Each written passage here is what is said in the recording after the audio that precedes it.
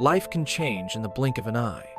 One moment, you're sitting next to your loved ones. The next, you're falling. This is the true story of a girl who had to fight for survival. The airport was crowded.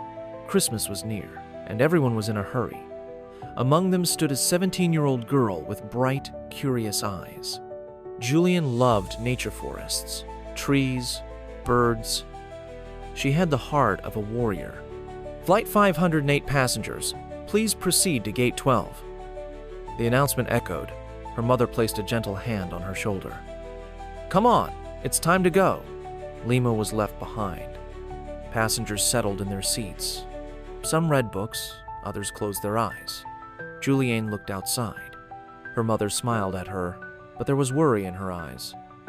Maybe a feeling, maybe an unconscious premonition. The wheels lifted off the ground. The sky was clear, the sun was shining. The flight began smoothly. The Amazon stretched below them an endless green sea. Then, the first shake. Small, but enough to get attention. Her mother whispered, "It's nothing. Just a little turbulence." But this wasn't just a simple shake. Something was wrong. "Fasten your seatbelts." The flight attendant's voice was calm but firm. The clouds turned black. Thunder. Then, a terrifying flash of light. And then, an explosion. The right engine caught fire. Panic filled the cabin. No one was ready for this moment. Her hand was in her mother's. "I love you, Mom."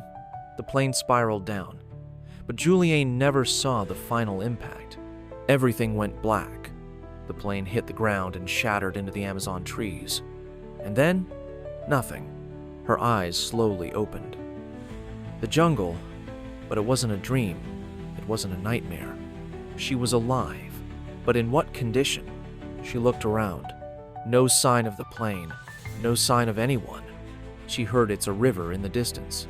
If there was water, there was a chance.